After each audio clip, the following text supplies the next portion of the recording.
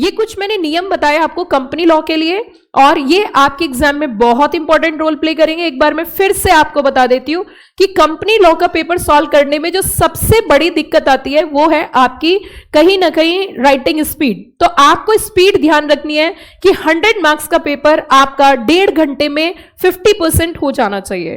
पहले आपको कोशिश करनी है जो आपके क्वेश्चंस बहुत अच्छे आते हैं, और पहले शॉर्ट और वेटेड क्वेश्चंस करने हैं। लाइक बड़ी केस स्टडीज को बाद में टाइम देना, क्योंकि केस स्टडीज में लेंथ ज्यादा होती है और वेट कम होता है।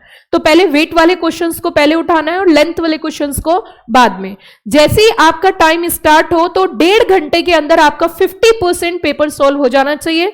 मतलब अगर मैं आपको कैलकुलेशन बताऊं तो कहीं ना कहीं एक नंबर 1.8 मिनट्स का एवरेज है। कंपनी लॉ के पेपर में पूरा पेपर सॉल्व करना है, कोशिश करनी है 100 मार्क्स का पेपर सॉल्व करो, क्योंकि एवरेज मार्किंग होती है। केस स्टडी लिखने की बड़ी सिंपल टेक्निक है। सबसे पहले आपको इंट्रोडक्शन लिखना है जो कि प्रोविजन होगा। कोशिश करनी है कंपनी लॉ के अंदर 30 सेक्शंस याद करो, जिसमें से 10 से 15 डेफिनेशंस हो। स्टार्टिंग करनी है as per the provision of this section, याद नहीं है तो as per provision of companies act. हमेशा जब भी कभी फ्रेश क्वेश्चन लिखोगे फ्रेश पेज से स्टार्ट करना। पैराग्राफ अवॉइड करना है, पॉइंट्स में ज्यादा लिखने हैं।